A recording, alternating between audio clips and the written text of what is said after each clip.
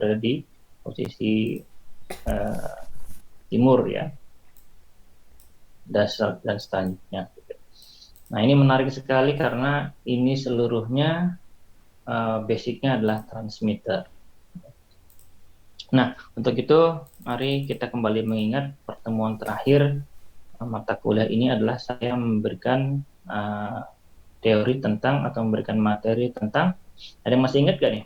Karena saya harus berinteraksi dengan kalian. Makanya saya membutuhkan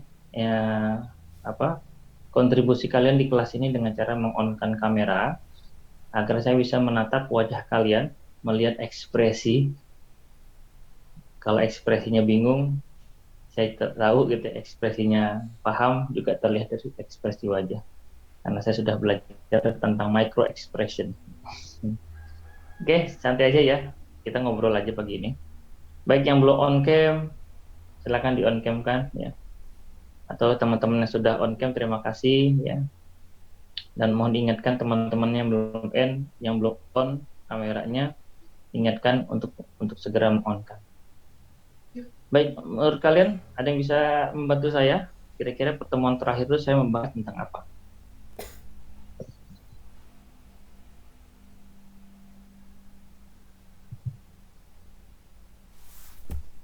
Yuk, ada yang masih ingat? Mengalirkan sebuah arus listrik AC 220 volt ya. Nah, ketika arus AC 220 volt itu disumming atau dimodulasi dengan sebuah sinyal audio ya, maka audio itu akan merambat melalui jalur kabel konduktor. Jadi dimanapun, asalkan kalian menemukan colokan listrik, ya, kalian masukkan alat receiver di sana dan akan dipisahkan antara arus AC 220 volt dengan audionya yang tadi menumpang di sana di arus listriknya itu, maka kalian bisa mendengarkan atau mendapatkan informasi yang dikirimkan. Nah, berbeda dengan kabel. Kalau kabel itu ya tidak banyak hal ya. Nah, ketika kalian melakukan pengiriman informasi melalui sebuah ruang udara atau kita menyebut dengan perambatan atau propagasi tadi, maka ada beberapa hal yang harus diperhatikan ya. Tapi lebih murah ya ketimbang kalian harus menyiapkan infrastruktur kabel tadi.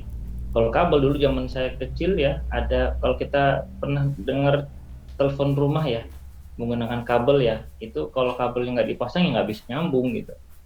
Dan untuk menggelar kabel dari Surabaya ke Jakarta dengan jarak 800 km bukan sesuatu yang murah. Bahkan dari Surabaya ke Papua, Surabaya ke Amerika dan sebagainya, itu harus infrastruktur kabelnya harus digelar dulu baru bisa berkomunikasi. Namun kita memanfaatkan sebuah ruang udara yang sudah disediakan oleh Sang Pencipta, ya, maka kita menggunakan ruang udara tersebut sebagai sebuah media perambatan gelombang elektromagnetik yang dikenal dengan istilah propagasi gelombang elektromagnetik. Nah, gitu ya. Jangan lupakan. Ada perambatan yang menggunakan sistem pantulan, ya, disebut dengan skywave, gitu ya. Dia naik ke langit, kemudian pada sebuah layer tertentu, ya, F1, F2, dia akan dipantulkan, dibelokkan. Kenapa bisa dipantulkan? Karena pada lapisan atmosfer itu terdapat beberapa ion-ion yang mampu memantulkan gelombang elektromagnetik. Dan banyaknya ion dipengaruhi oleh sinar ultraviolet matahari, sehingga lapisan ini ya sangat bergantung kepada ada tidaknya sinar matahari. Ketika ada sinar matahari, maka lapisan ini akan turun ke bawah. Ketika tidak ada sinar matahari, dia akan naik ke atas. Sehingga naik dan turunnya lapisan ini mempengaruhi sudut pantul, ya, sudut pantul.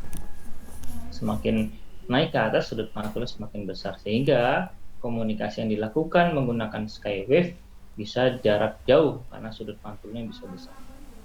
Kemudian ada lagi yang line of sight, ya, masih di ini gelombang langit juga nih ya, propagasi di atas di langit. Line of sight ini adalah salah satu persyaratannya adalah garis lurus antara transmitter dan receiver. Syaratnya itu saja. Kalau ada barrier, obstacle, penghalang, maka line of sight tidak bisa digunakan. Contohnya adalah saat kalian berada dalam sebuah gedung. ya. Kemudian kalau menggunakan line of sight, maka bangunan gedung ini akan jadi obstacle atau penghalang. Hutan, kalian berada di tengah-tengah hutan, maka line of sight tidak bisa digunakan. Di dalam gua, gitu ya, di basement, kemudian ada gunung, ya, dan sebagainya. Itulah kenapa di sekitar area bandar udara obstacle itu harus dihilangkan. Maka ada peraturan KKOP, ya, kawasan keselamatan operasi penerbangan. Salah satunya adalah tidak boleh membangun sebuah bangunan di atas 3 lantai, gitu ya, misalkan di dekat area bandara, baik di site-nya maupun di daerah approach, ya. Kenapa? Tadi bangunan bisa menjadi obstacle bagi propagasi line of sight. Kemudian berikutnya ada propagasi ground wave atau surface wave juga bisa digunakan, ya. Jadi memang merambat di permukaan bumi. Namun perambatan ini juga punya limitasi atau punya batasan, ya. Salah satunya adalah ada penyerapan oleh bumi. Apalagi ada air laut. Air laut mengandung garam, NaCl, dan di situ ada ion positif, ya. Nah, baik, propagasi sudah mulai dikembalikan lagi, ya. Atau ada yang berdalih, Pak, saya ingat banget sih sama propagasi di luar kepala gitu ingatnya, ya. Saking saking jauhnya jadi susah dikembalikan gitu. Kembalikan lagi ke memori kalian. Baik, para taruna-taruni, ya. Belum kita mulai, ini masih ada yang belum on cam. Saya nggak tahu ada barrier apa, ya. Silakan dinyalakan. Nah, saya bisa melihat satu persatu. Oke, gimana lebarannya untuk yang muslim? Seneng nggak bisa libur lebaran diberikan power baterai dan dengarkan gitu. Kita akan cari siaran radio terdekat yang bisa kita dengarkan. Kalau memang berhasil, ya, melakukan tuning baik selectivity maupun sensitivity-nya baik, maka kalian bisa menerima siaran radio AM di sekitar Surabaya. Itu, ya, sambil belajar receiver juga. Baik, pada kali ini sebenarnya saya ingin melanjutkan ke teori tentang AM dulu kali, ya, atau amplifier deh, ya.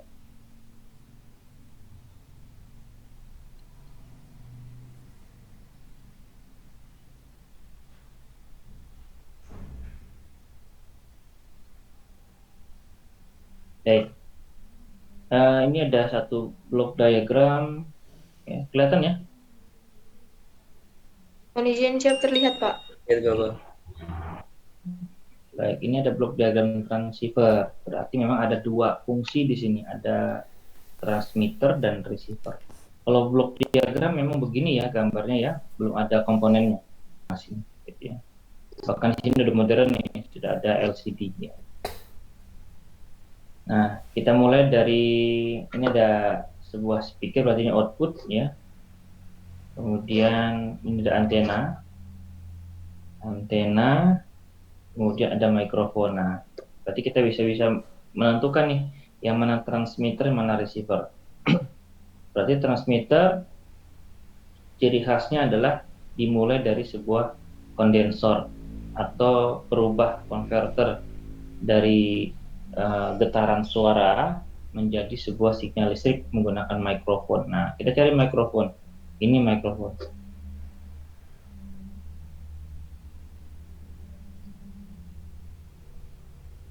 Kelihatan, ya, ini mikrofon.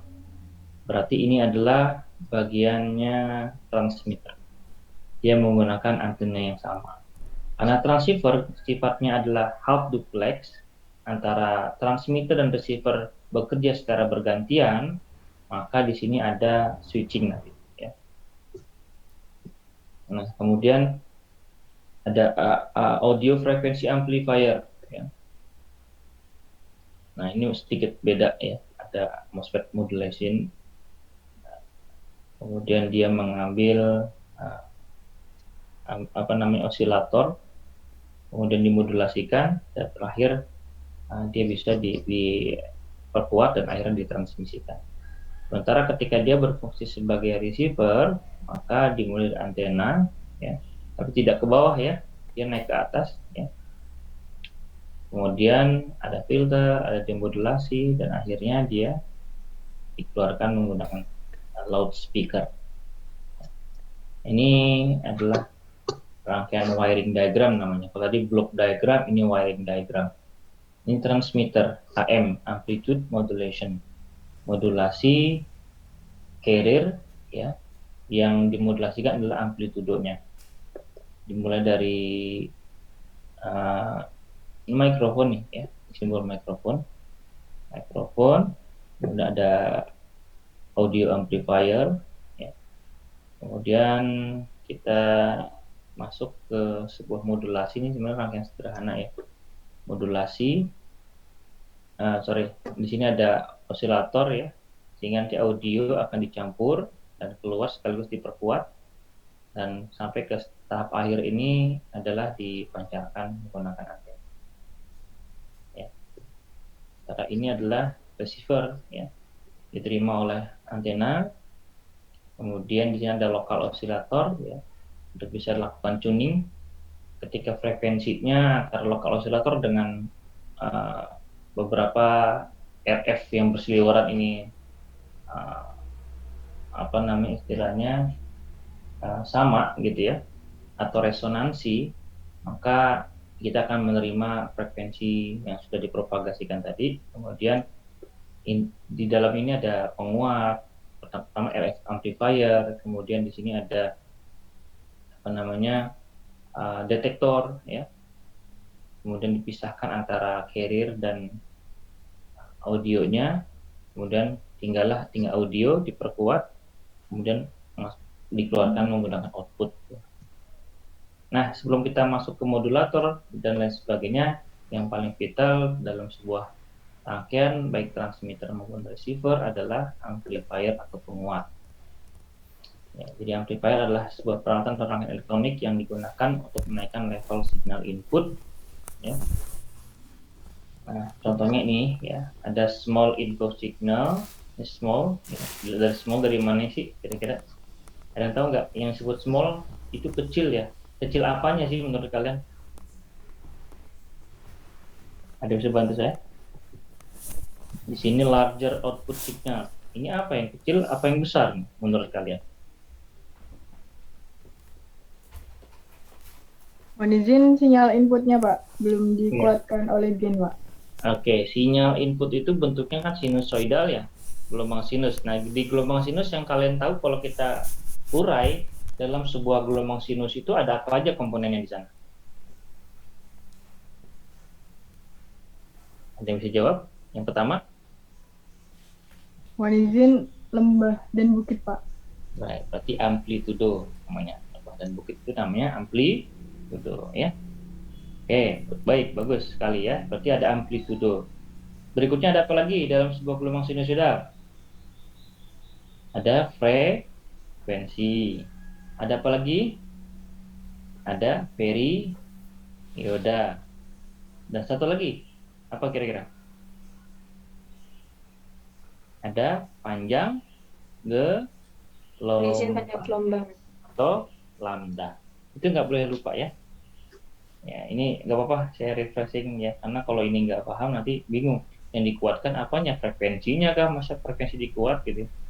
Atau amplitudonya kah gitu ya? Atau panjang gelombangnya kan diperpanjang gitu ya?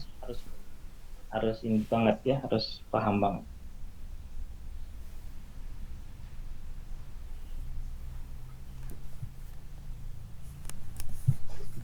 Baik, untuk mengingat kalian ya.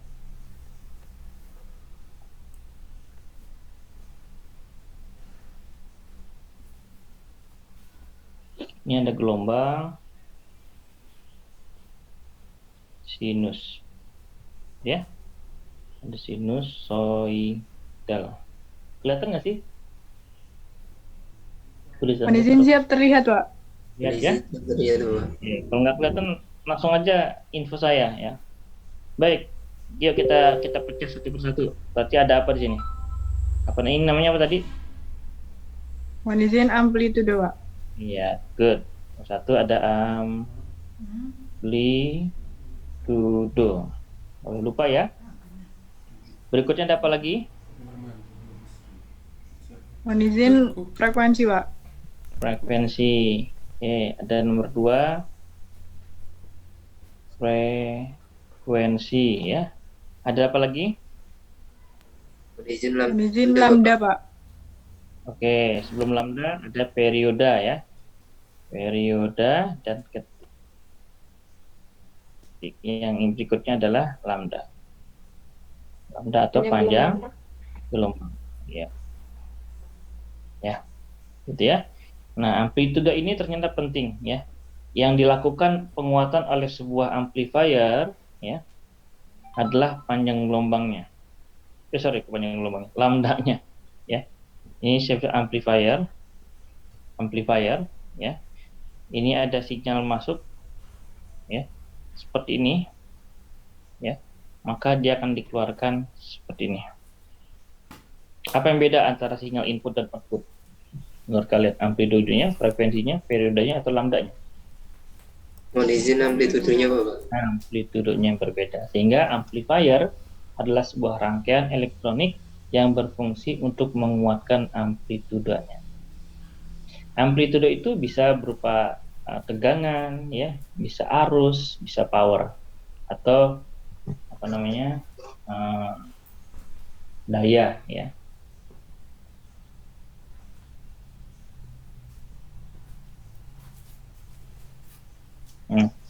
Amplifier ini biasa disebut dengan gain, ya. Gain simbolnya A gini ya, atau G boleh ya. Ini adalah sebuah perbandingan antara output dibagi dengan input. Misalkan outputnya 1000 ya, inputnya adalah 1 atau apa nih, misalkan kita arus saja ya, arus ini 1000 ampere, ini 1 ampere ya. Maka berapakah gainnya? Gain atau ini ya, 1000, Pak. ya 1000 dibagi 1 berarti ada 1000. Satuannya apa, yang tahu gain itu? Kali. Dia satuannya berupa kali, lipat. Jadi kalau kalian mendesain sebuah amplifier dengan kekuatan 1000 kali lipat, maka kalian mereplikasi atau mengalihkan amplitude sinyal inputnya sebesar 1000 kali lipat. Ya, kalau misalkan ada diketahui gainnya adalah 10 kali, misalkan ya, maka diketahui tegangan inputnya misalkan 0,2 volt, berapakah V outputnya? Ada yang tahu? 2 Mohon izin 2, Pak. 2. Dari mana taunya? 0,2 kali 10, Pak. 10 sama dengan 2 volt. Gitu ya. Jadi gain itu adalah sebenarnya pengalih.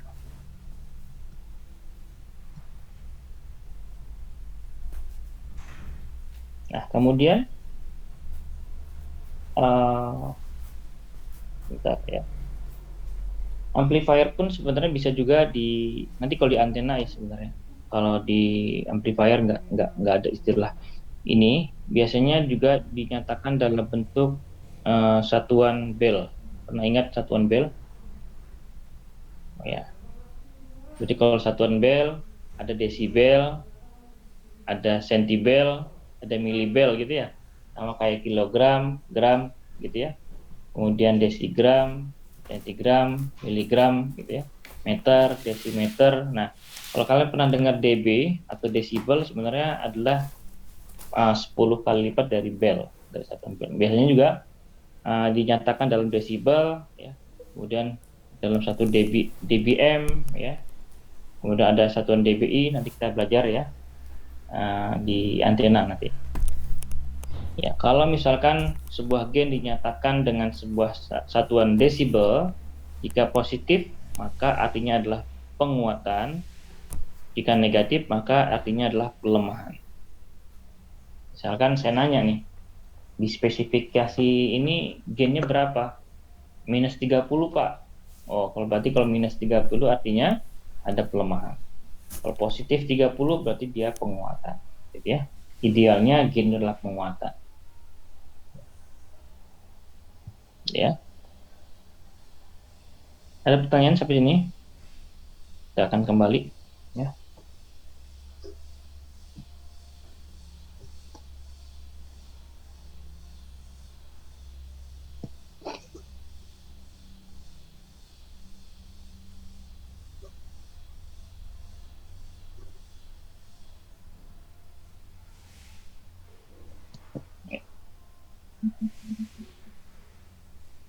Nah, ternyata amplifier itu terbagi menjadi beberapa kelas. Ya. Ada kelas A, kelas B, kelas C, dan kelas AB. Sebenarnya ada kelas D, G, dan sebagainya. Tapi cukup ini saja yang harus kalian pahami ya, untuk di radio. Ya. Nah, ini pembagiannya. Ya. Ada kelas amplifier, ya. Ada kelas A. Nah, ini ciri khasnya adalah kelas A itu berada pada sebuah grafik 360 derajat kedua pi. Artinya adalah pada amplifier kelas A tidak ada yang terpotong. Artinya seluruh signal dari 0 sampai dengan 360 derajat seluruhnya dikuatkan, diteruskan oleh amplifier. Ya. Ulangi, untuk tipe kelas A ini 360 derajat. Ya. Dari 0, kemudian dia naik ke 90, dia turun ke 180, 270 sampai hingga 360, seluruhnya dikuatkan. Tidak ada yang dipotong. Sementara kelas AB 0, 90, 180, nah menjelang ke 270 terpotong. Jadi pada puncak negatifnya atau setengah cycle negatif dari amplifier kelas AB ini tidak bekerja. Ya, dia hanya mengeluarkan yang positifnya saja dan sebagian yang negatif. Kelas B ini 180 derajat, artinya adalah hanya mengeluarkan puncak positifnya saja, sementara puncak negatifnya tidak dikeluarkan. Ya, seperti ini. Dan kelas C adalah kelas B yang hanya dipotong di puncaknya, gitu ya. Ini hanya 90 derajat yang efektif dikeluarkan. Sementara ada kelas D dan sampai dengan T itu biasanya sinyalnya square atau digital. Nah, kemudian di sini ada grafik terkait dengan efisiensi yang gambar merah ini ya, yang garis merah ini. Artinya adalah ya, semakin menuju ke kelas T ini ya, A, B, B, C, D, T terus sampai T, maka efisiensinya kalian perhatikan nih, naik atau turun nih? Izin naik, Pak. Naik. Efisiensinya naik ke 100%. Berarti artinya adalah seperti ini ya. Kelas C lebih efisien daripada kelas B. Kelas B lebih efisien terhadap dibandingkan dengan kelas AB, dan AB lebih efisien dibandingkan dengan kelas A. Apa sih efisiensinya tadi ya? Pada saat kita menggunakan sebuah komponen, misalkan transistor, untuk mendesain sebuah rangkaian amplifier kelas C, maka si transistor tersebut hanya bekerja pada sudut 90 derajat saja, sementara sudut lainnya dia berhenti bekerja. Maka dikatakan rangkaian tersebut efisien. Ya. Kemudian tidak panas gitu ya. Nah, berarti dari keempat kelas ini yang paling tidak efisien adalah kelas A. Bayangkan, mulai dari 0, 90, 180, 270, 360, kembali lagi ke 90, dan seterusnya, dia terus bekerja. Sehingga biasanya amplifier kelas A ini panasnya luar biasa. Habis pun panas ya. Karena tidak efisien dia.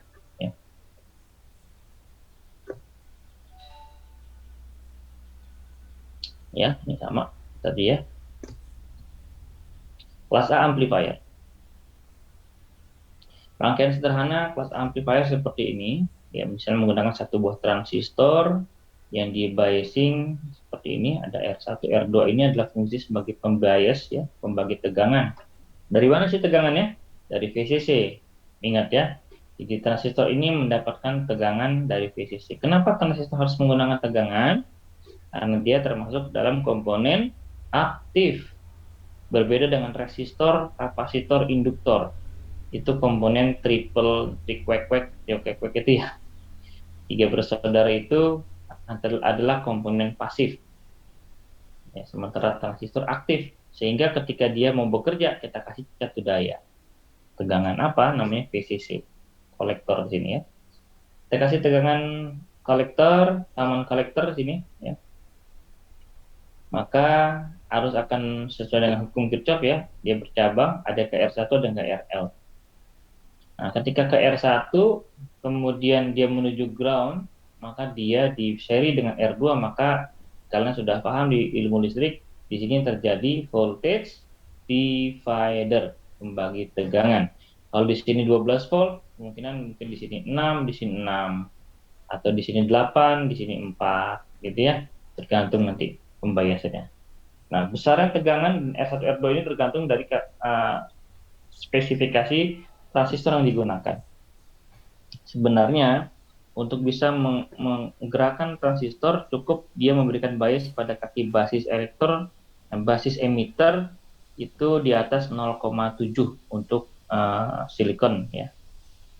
Ini kan ada diodanya, dioda basis emitter ini kalau sudah di atas 0,7 sebenarnya dia sudah bisa aktif ya.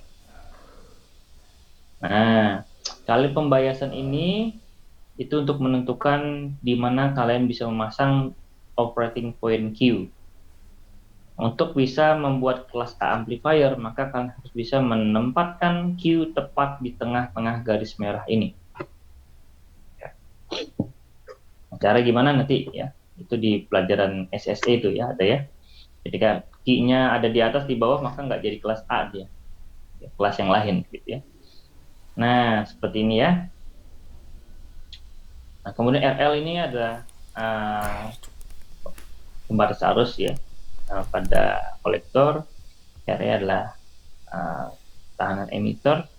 Sini ada coupling atau filter, dan kita output kita ambil dari kaki kolektor. Ketika masuk sinyal input seperti ini, ya, maka ketika operating point posisi di tengah, ya, apa yang menyebabkan dia di tengah? Ini pembiasan ini. Nilai R1, R2, RL, dan RE. Ya. Maka, ya, ketika sinyal negatif yang masuk, dia akan membalik 180 derajat. Ingat, membalik fase pada kolektor sebesar 180 derajat. Sehingga nanti akan keluar positif duluan. Padahal yang masuknya adalah negatif. Positif, kemudian ketika positif, dia jadi negatif. Ya. Nah, tentu saja ini lebih tinggi amplitudenya seharusnya ya. Nanti tinggi dan rendahnya amplitudo ini bisa disetting di RL dan RE. Ini kelas A ya, ada namanya single state, ada Darlington, ada transformer couple ya. Kemudian untuk tipenya sinyal kecil ya, itu kelas A. Makanya biasanya kelas A ini karena dia untuk sinyal kecil biasanya digunakan setelah mikrofon. Ingat ya, setelah mikrofon itu kelas A. Kelas A itu nggak bisa dipakai di sebelum loudspeaker, nggak boleh. Karena dia harus small signal. Kenapa? Karena efisiensinya rendah. Gitu ya. Dia bisa kebakar kalau ditaruh di ujung. Dia harus small signal. Karena dia bekerja 360 derajat tanpa berhenti. Makanya frekuensi operasinya di audio AF. AF ini kan dari mikrofon ya, dari suara manusia masuk ke mikrofon, dan dari mikrofon masuk ke kelas A. Ya. Kemudian common base kelas B masih di audio, ya. Kelas AB udah radio frekuensi, biasanya di transmitter sebelum kita pancarkan ke antena, ya. Modulasi yang sudah kita modulasi itu masuk ke dalam kelas AB amplifier. Ya, ataupun ketika di receiver sebelum masuk ke loudspeaker maka kita akan kita masukkan dulu signal audionya ke AB amplifier ya, sehingga dia memang khusus untuk large signal. Oke, amplifier transmitter ada linear, ada klasi amplifier ya. Semua amplifier audio bersifat linear, dan ini bisa dibaca sendiri ya. Nah, ini adalah salah satu kelas B amplifier. Tadi masih ingat gambar di awal bahwa kelas B itu bekerja di sudut berapa? Masih ada ingat ya? Kalau kelas A kan 360, kalau AB di 270 mulai terpotong. Kalau kelas AB itu Kelas B B ya. 180. Mohon izin 180 derajat, Pak. Oke, kalau kelas B di 180 ya. Jin siapa? Mohon izin siapa, Pak? Ya, 80. Berarti hanya setengah cycle ya. Ingat ya, setengah cycle. Nah, tapi kan kita butuh setengah cycle berikutnya, Pak. Karena kalau cuma setengah doang, informasinya nanti ada yang hilang. Maka kita menggunakan 2 buah transistor yang bekerja secara bergantian. Ini disebut dengan rangkaian push-pull. Ya, karena bergantian. Dan menggunakan 2 buah transistor, yang satu adalah NPN, yang satunya adalah apa nih? Mohon izin PNP, Pak. PNP, Pak. Satu NPN, yang satunya PNP. Dikonfigurasi seperti ini. Kolektor, ini kolektor ya. Kemudian emitornya disambungkan dan dijadikan output. Ya. Ketika ada sinyal positif, ya, maka transistor 1 yang akan bekerja karena di sini basisnya positif PN ya, maka dia akan mengeluarkan sinyal positif. Sementara ini nggak bekerja karena dia reverse bias. Masih ingat gak tuh istilah forward bias, reverse bias di pelajaran yang lain ya. Nah, kemudian ketika dia setengah cycle negatif, maka transistor 2 yang bekerja. Ya, dia menjadi forward, maka dia akan mengeluarkan sinyal. Ketika disambungkan, maka jadilah ya 2 sinyal yang utuh. Sebenarnya kelas B itu ya satu transistor ini. Ketika dia menggunakan 2 buah kelas B dengan konfigurasi seperti ini, maka kalian tetap mendapatkan 2 buah cycle positif dan negatif secara utuh.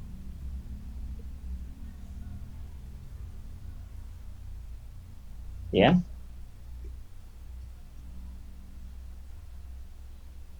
Nah, ini sama ya. Karena ini kelas AB dipotong di 270, maka kita menggunakan dioda atau small biasnya. Dan dia juga hasilnya adalah outputnya seperti ini ya. Ini kelas A ya. Ini salah satu contoh kelas A ya, sinyal input seperti ini, maka mendapatkan dia di balik fasenya 180 derajat. Ini salah satu contoh, silakan nanti dicoba nih menggunakan multisim ya. Dia menggunakan 100 mV RMS, outputnya hanya 100 mV. Ingat ini small signal. Ingat ya, kelas A itu untuk small signal. Anggap ini adalah sebuah signal yang dari suara manusia yang masuk dalam mikrofon keluar, ini sinyalnya hanya 100 mV. 1 volt pun nggak ada. 0,1 volt ya. 100 mV ya, dengan frekuensi 5 kHz. Kemudian ini ada kopling C1 ini. Ada yang tahu nggak ini kira-kira C1 ini fungsinya untuk apa? Ayo, saya mau ngetes sebenarnya, ingin tahu seberapa efektif kalian lain. Saya nggak tahu apakah di LDAS, elektronika dasar, ataukah di SSE, solid state electronic. Kalian belajar transistor. Kira-kira pertanyaan saya, C1 ini fungsinya untuk apa? Ada yang bisa jawab? Ada yang mencoba menjawab? Salah nggak apa-apa, nomor 12. Ada yang berani dulu. Ada? Izin filter, Pak. Filter. Apa maksudnya filter? Ayo. Kenapa bisa menjawab filter? Ya nggak apa-apa, salah juga nggak apa-apa, nanti kan saya perbaiki. Filter untuk apa? Tadi siapa?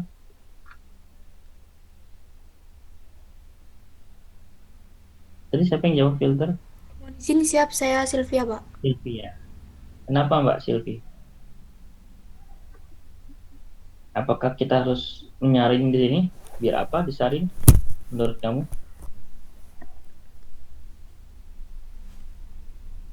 Baik, Mohon izin sebagai perata arus, Pak. perata arus. Seperti itu ya yang kita pernah belajar di power supply gitu ya. Baik, untuk rangkaian ini ada VCC. VCC-nya berapa volt? Ada yang tahu?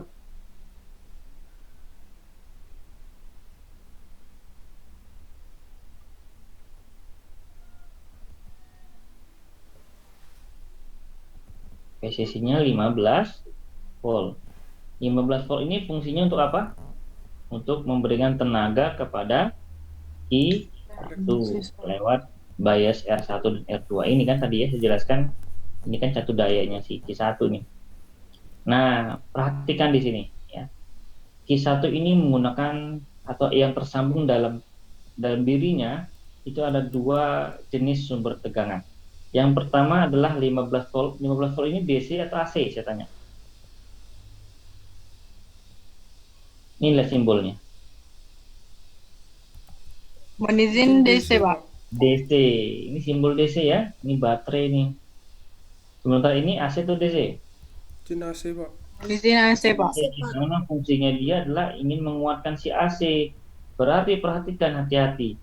Ini akan ada AC dan DC yang masuk di sini nih, cabangan ini. Ya. Berarti atau ini akan terkombinasi ke sini. Ini repot, nggak boleh ya. DC dan AC itu nggak boleh digabung. Sampai kapanpun kalian harus tahu itu, nggak boleh ya. Maka agar si C ini bisa memblok DC ini biar nggak masuk ke sumber generator ini ya, maka kita harus kasih kopling. Nah, jadi ini bukan sebagai filter, sebagai kopling ya.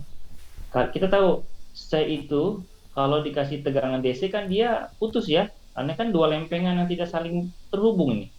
Jadi kapasitor itu dua lempengan didekatkan ya dengan udara atau dengan kertas, dengan keramik gitu ya, di sebagai bahan di elektrumnya.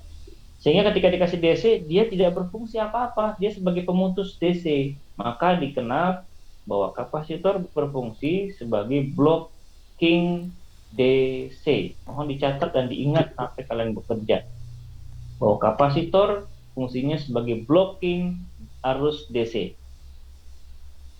Nah, sebaliknya kapasitor akan berfungsi dengan optimal saat dia bekerja dalam arus AC, maka dikenal kapasitor bypass AC.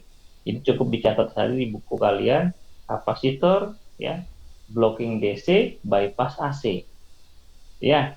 Nah, karena dia fungsinya bypass AC, maka si AC ini bisa masuk ke dalam ini, tapi dia tidak akan tercampur ya, karena si DC-nya tidak akan masuk ke generator. Ya. Nah, DC masuk di sini ada AC, tapi karena tegangannya berbeda, dia juga tidak akan saling mempengaruhi ya.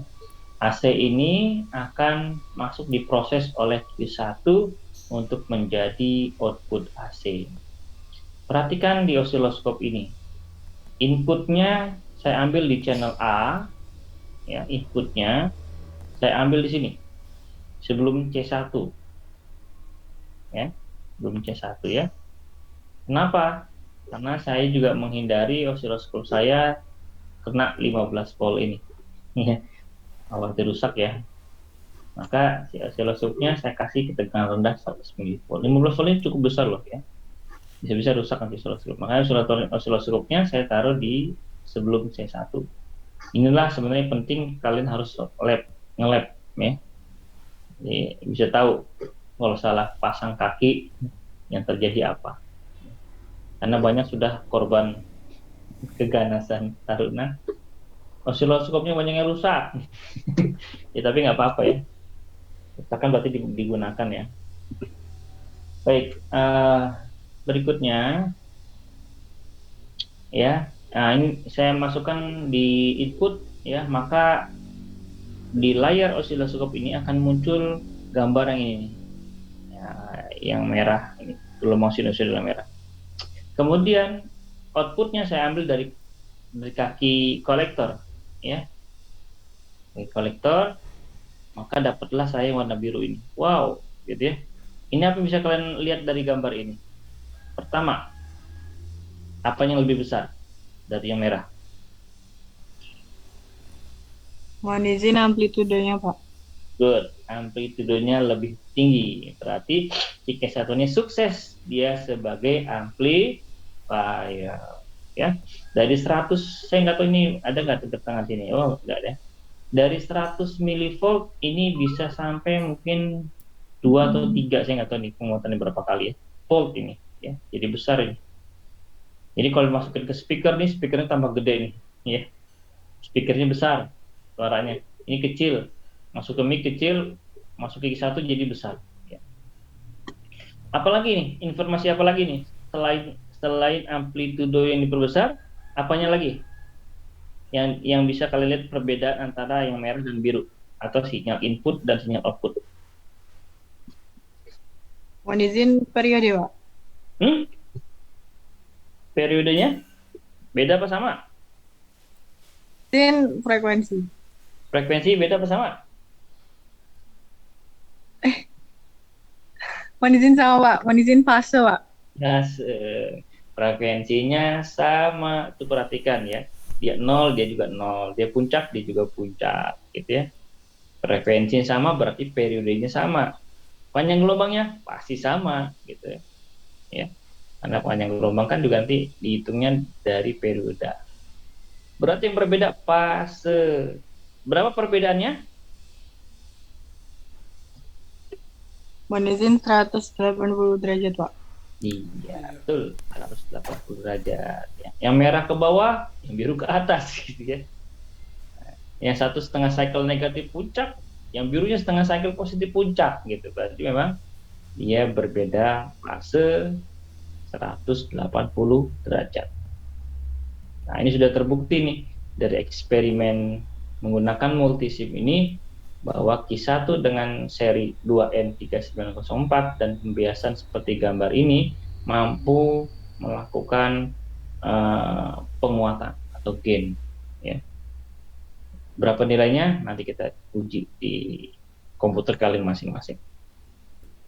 Dari capture di siang kami mengerjakan tugas dari saya ini dibuat ya. Kemudian pertanyaan saya, berapa penguatannya? Atau menjadi berapa amplitudonya gitu ya. Ini kalau berapa tinggal bandingkan kan, output dibagi input gitu ya. Kalau ternyata hasilnya adalah 1000 milivolt, berarti 1000 bagi 100, berarti ada 10 kali penguatan gitu. Ya, sudah di capture? Mohon izin siap sudah, Pak. Ya, nanti dibuat di multisim ya. Samakan saja semuanya. Bilangan apa? Nilai-nilai dari R1, R2, R3 dan R4 samakan. Q1-nya serinya sama, kasih 15 volt, kasih C1 100 nanofarad, P2-nya 100 milivolt, RMS dan frekuensi 5 kHz. Nanti kalian akan mendapatkan gambar ini pada osiloskop digital kalian di multisim. Kemudian cek aja nih di puncak ini berapa volt. Yang biru ya. Jangan ukur yang merah. Kalau merah udah ketahuan pasti 100 nih ya. Yang biru yang harus dilihat berapa sekarang. Berikutnya adalah voltage amplifier 2 stage. Intinya ini adalah seperti tangga ya. Jadi saya mereplikasi, copy paste rangkaian pertama kan sampai sini tadi ya. Ingat ya. Ini ya, saya copy, saya blok, saya copy paste. Kemudian input yang kedua saya ambil dari output yang pertama nih. Output yang pertama saya masukkan lagi ke sini gitu ya, ke stage yang kedua. Maka berlaku sebuah persamaan pengalinya. Ya, kalau pertama adalah misalkan 10 kali lipat, maka ketika dijadikan 2 menjadi 100 kali lipat. Kenapa Pak? Kenapa nggak kita gunakan satu kemudian kita besarkan aja amplifiernya? Nah, pada amplifier kelas A ini karena dia untuk small signal, maka dia punya batasan. Si Q1 ini punya batasan, nggak bisa tinggi-tinggi dia. Ya. Ini pun paling juga bisa sampai 3-4 stage saja. Ya. Kalau mau membesarkan lagi, misalkan mau suaranya biar kenceng Pak, biar sekampung tahu gitu. Kalau saya lagi ajan, Kalau saya lagi ceramah misalkan ya, itu nggak bisa pakai kelas A. Bergantilah kalian menjadi kelas AB atau kelas B, push-pull tadi. Nah, makanya amplifier di mungkin di tempat-tempat peribadahan, misalkan di masjid, di gedung-gedung pertemuan gitu ya, di konser-konser musik biasanya dia menggunakan kelas B. Makanya gede-gede ya. Transistor itu bukan transistor bipolar yang dari silikon ya. Kita sebutnya transistor jengkol karena memang bentuknya jengkol besar. Kemudian heatsinknya juga pendinginnya sekarang pendinginnya dari air ya. Dulu zaman saya itu masih sampai mentok di pendingin menggunakan blower udara, sekarang udah pakai air karena dia panas banget pasti sepuluh itu ya. Dan besar-besar nih, makanya amplifier besar-besar termasuk listriknya pun besar, nggak mau dia transistornya kelas B itu pakai 15 volt, nggak mau dia. Jadi paling 24 volt, arusnya tinggi. Semakin tinggi arusnya maka suaranya semakin naik, semakin keangkat gitu ya. Dia semakin efektif. Nah, ini ya, walaupun dia bisa dibuat semacam sistem stage begini, tapi dia tidak bisa banyak. Karena dia terbatas. Q1 ini jenisnya terbatas atau kelas A ini terbatas. Ini tadi ya. Ini ya. Sama nih, cuman outputnya dia menggunakan apa nih? Ada yang tahu nggak ini apa? Ada simbol apa tuh? Ini udah baca nih. Transformer. Ada yang tahu TD14 fungsi dari transformer untuk apa?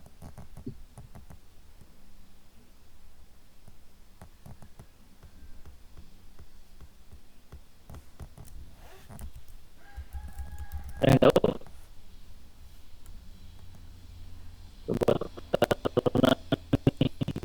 Dia mengubah besaran listrik. Gimana Indra? Jadi fungsi transformator mengubah besaran listrik. Berubah menjadi apa? Mungkin yang dari AC ke DC gitu, Pak. Kalau dari AC DC nanti harus pakai dioda. Tapi transfernya itu sendiri itu apa sih? Menginduksi ya. Ini kan ada induksi nih. Ini ada induktor primer, ada induktor sekunder, tapi mereka tidak saling menempel ya. Ada besi ferrit di sini. Atau bisa juga udara boleh ya. Tapi si rangkaian sekunder ini bisa merasakan AC yang di sini kan, ini kan AC ya, alternating current ya. Maka dia pun merasakan AC. Sesuai dengan induksi ini sebenarnya juga prinsipnya sama dengan propagasi gelombang elektromagnetik sebenarnya. Ya, cuma dia dekat banget. Nah, artinya dia menginduksi, fungsinya menginduksi gelombang alternating current ya. Nah, karena diinduksi, maka terkadang trafo ini kita gunakan untuk menurunkan tegangan. Caranya adalah jumlah lilitannya kita bedakan. Kalau lilitannya sama, maka hasil tegangan induksinya sama. Kalau di sini 10 volt, ya di sini 10 volt juga. Hanya bedanya dia berbalik fase 180 derajat. Nah, biasanya kita gunakan perbedaan jumlah lilitan. Kalau lilitan sekundernya lebih sedikit, misalkan ini dililit 50 kali, sementara yang sekundernya kita lilit 10 kali, maka itu drastis banget turun. Dia menginduksi tegangan yang jauh lebih rendah daripada tegangan pada primernya. Dan sebaliknya, step down, Pak. itu namanya step down. Tepat sekali. Sebaliknya, ketika kita ingin mendapatkan tegangan yang tinggi di sekunder, gimana caranya? Yuk, ada yang bisa bantu saya? Kebalikan dengan tadi, dengan step down.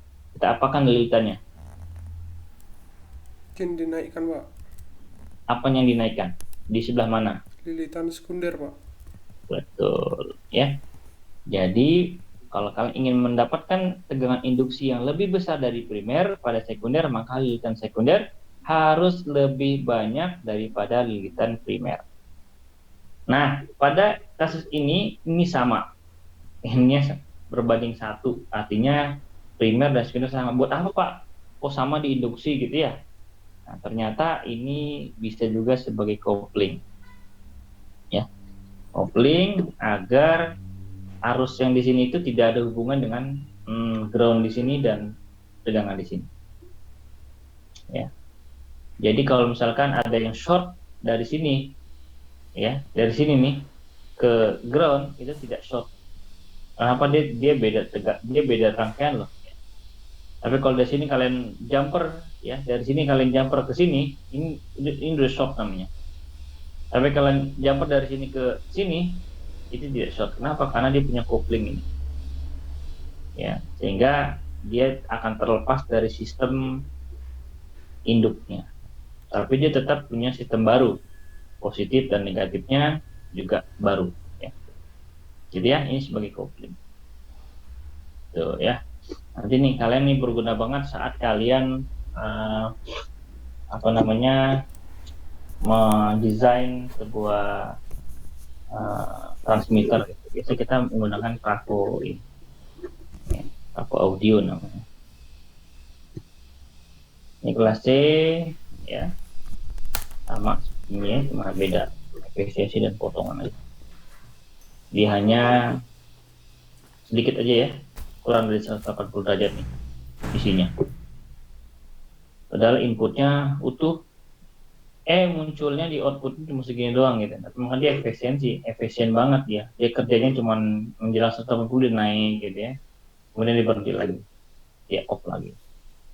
Nah, maka kelas amplifier agar sinyal output ya kembali utuh seperti input dan dia bekerjanya tidak banyak, gitu ya, efisien, maka kita membutuhkan sebuah rangkaian lain yang disebut dengan parallel resonance circuit C dan L, atau kita mengenalnya dengan nama tank circuit, yaitu paralel antara induktor dan kapasitor. Ini disebut dengan osilator. Osilator inilah yang berfungsi untuk bisa menciptakan atau mengembalikan yang hilang tadi. Hanya dengan dia melihat petunjuk dari ujung puncak ini, maka dia bisa berosilasi membentuk sinyal yang hilang tadi. Ya.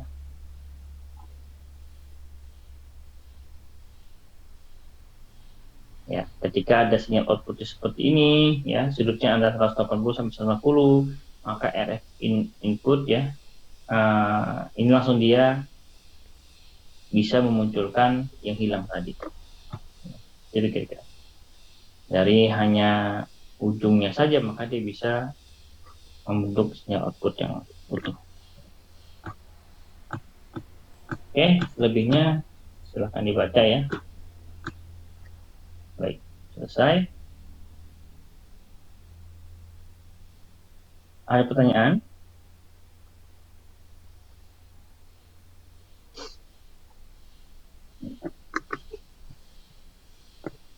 Baik, untuk osilator berikutnya apa ya? Tadi tugas diminta apa?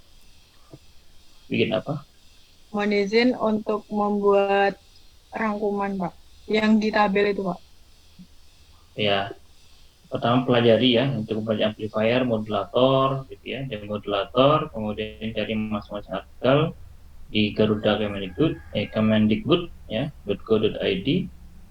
Ketikkan saja keywordnya amplifier, modulator, ambil, kemudian isi beberapa hal pada tabel yang saya berikan ya. Ada itu tugasnya ya. Kemudian saya akan, masih ada waktu nih, saya akan coba jelaskan berikutnya, yaitu tentang modulator. Kalau ada pertanyaan tanya ya. Semakin banyak pertanyaan, semakin banyak kalian yang dapatkan. Semakin malu bertanya, semakin sesat di jalan. Kalau kalian nyasar kan, kalau kalian nggak mau nanya, malu tambah tersesat ya. Maka biar nggak tersesat, maka kalian harus bertanya.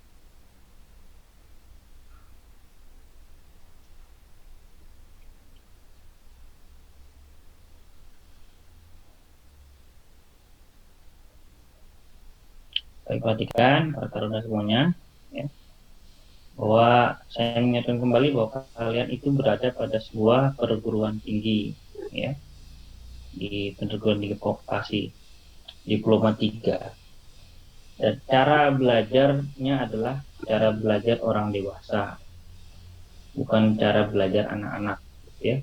Seperti halnya kalian ketika di SMA, SMP, SD, apalagi TK dan PAUD, ya.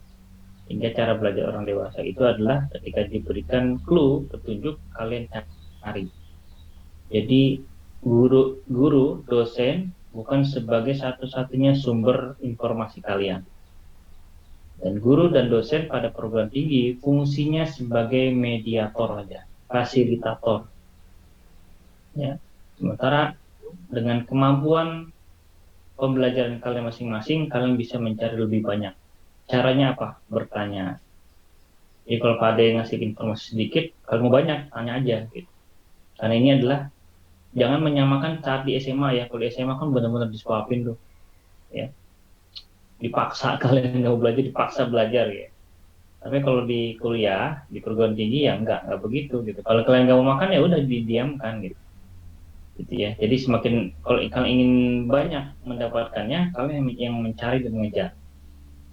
Ternyata semakin banyak mencari dan mengejar dalam sebuah model pembelajaran orang dewasa, kalian semakin banyak dapat.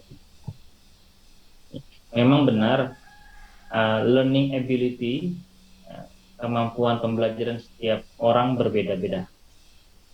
Dan learning ability ini bagian dari, ini saya udah lagi penelitian soalnya, bagian dari personal environment. Seperti yang pernah kalian bantu saya kemarin ya, ngisi formulir ya. Terima kasih ya, sudah ngisi formulir. Jangan kapok ya, nanti mungkin ada formulir berikutnya. Nah, jadi kemampuan belajar taruna ya, kemampuan learning ability itu memang berbeda-beda. Dan saya yakin sesuai dengan teori yang saya temukan dari beberapa penelitian sebelumnya, mengatakan bahwa learning ability, kemampuan belajar seseorang, mempengaruhi learning achievement, mempengaruhi capaian pembelajaran. Kalau kalian ingin mendapatkan capaian yang banyak, maka learning ability harus naik, harus meningkat. Udah. Kalau kalian learning ability, kemampuan belajarnya rendah, maka capaiannya pun akan rendah. Itu teorinya. Maka saya akan buktikan di taruna ini apakah benar. Kalau memang benar ternyata mempengaruhi, kemudian pertanyaannya berapa persen mempengaruhinya? Apakah di atas 50%, berarti signifikan gitu ya? Apakah cuma 20%, 20% kita abaikan. Berarti kita nggak usah mikirin learning ability karena dia pengaruhnya kecil. Tapi kalau di atas 50-60%, maka berikutnya taruna TNU 14 harus meningkatkan learning ability. Bagaimana cara meningkatkan learning ability? Banyak. Bertanya salah satunya ya. Ini juga saya terapkan dalam diri saya. Saat ini juga saya tercatat sebagai mahasiswa sama seperti kalian. Saya sedang belajar di program doktoral ya, di prodi S3 Pendidikan Vokasi. Dan saya merasakan ketika saya meningkatkan kemampuan belajar saya dapat banyak timbang teman-teman sekelas. Ketika ya saya harus menyampaikan ini bahwa untuk bisa memotivasi kalian di semester 1 saya mendapatkan IP ternyata dirubah menjadi AC. Jadi kalau ada alat kawat nyamuk di rumah yang sudah rusak, boleh silakan dibongkar. Di sana ada rangkaian osilator. Ya, osilator setelah jadi AC maka dia bisa di step up. Ya, bisa pakai buck converter, dari power converter, ya bisa pakai trafo. Tapi kan kalau trafo berat nggak mungkin ya. Kawat nyamuk kan ringan, berarti nggak pakai trafo dia. Dia step up-nya pakai sistem converter atau pakai buck converter. Nah, diperkuat ya. Apa yang diperkuat? Arusnya, bukan tegangannya. Arusnya diperkuat. Arusnya dikuat sekitar 1.000, 10.000 hingga 1 juta kali lipat dari arus yang terjadi saat itu. Tapi ketika dia short, ya, kena nyamuk, maka dia harus energize ulang. Tunggu dulu sebentar sampai dia powernya siap lagi. Gitu ya. Makanya ketika kita ke stroke, itu dia langsung mati, dia langsung putus.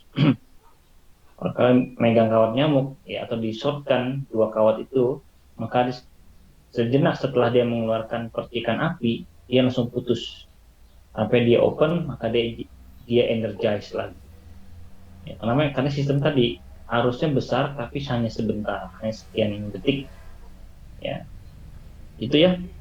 Itu adalah salah satu prinsip osilator, yaitu mengubah DC menjadi AC.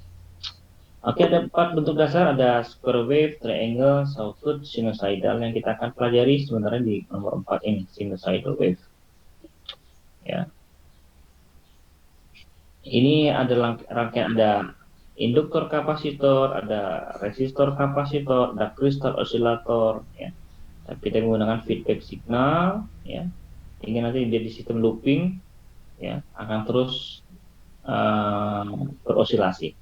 Kalau nggak ada feedbacknya, ketika putus hilang, maka hilang juga outputnya. Ya, ketika di-generate sekali, di-on-kan sekali, ada feedback, maka feedback inilah yang terus membangkitkan osilasinya. Oke, silakan dibaca ya. Ini juga sudah lengkap banget nih. Intinya adalah ada sebuah rangkaian tank circuit yang tadi saya sebutkan di depan antara C dan L, dan ketika sejenak setelah dia mendapatkan arus listrik pada kapasitor pengisian, kemudian arus listriknya hilang, maka kapasitor akan kembali dengan arus yang berlawanan, ya, akan mengenergize induktor. Induktor mengenergize sampai arusnya hilang, maka induktor kembali mengisi C, C mengisi L, L mengisi C, dan begitu seterusnya. Maka yang kita dapatkan saat ini adalah sebuah rangkaian, sebuah gelombang sinusoidal untuk ini ya, untuk LC osilator. Ini sudah saya buktikan menggunakan multisim, ya. Perhatikan saya tidak menggunakan generator loh ini. Mana nggak ada generator AC di sini. Yang saya gunakan cuma baterai 12 volt. Tapi saya mendapatkan AC sinusoidal. Keren ya. Ini kita gunakan untuk rangkaian radio kita sebagai gelombang carrier. Sebagai gelombang apa? Carrier, pembawa. Ya. Ini dia, ya. Karena kalau nggak ada carriernya, nggak ada yang membawa sinyal audio untuk diterima di receiver nanti. Kita butuh carrier. Nah, inilah carrier. Ini rangkaian carrier ini. Ya, penghasil gelombang carrier. Ini RC osilator untuk low frekuensi, ya, prinsipnya sama. Ada juga satu lagi kristal ya, ini ada kristal. Ya. Ini kristal osilator, walaupun dia menggunakan tank circuit, tapi dia memiliki kristal. Ya. Ini adalah batu kuars yang ketika diberikan tegangan, maka dia akan berosilasi. Dia akan menghasilkan sebuah denyut, ya, yang mempengaruhi arus listrik yang melewatinya. Hingga di sini ada denyut, jadi digunakan sebagai feedback. Ya, pada rangkaian tune kristal frekuensi ini.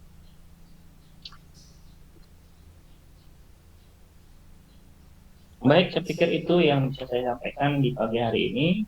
Di sesi siang, silakan kalian selesaikan tugasnya dan buat beberapa rangkaian pada multisim ya, baik rangkaian amplifier kelas A ataupun rangkaian osilator yang tadi barusan saya sampaikan.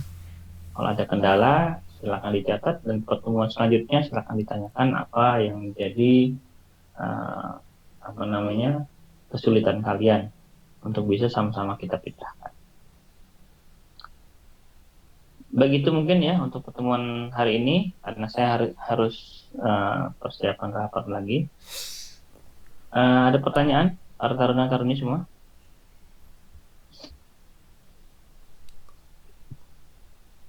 Cukup ya? Saya mau bertanya Mudah-mudahan fisik sih sebenarnya. ya, mudah-mudahan bermanfaat ya. Banyak yang bisa kalian dapatkan hari ini. Masuk kampus tanggal berapa? Masuk kampus tanggal berapa?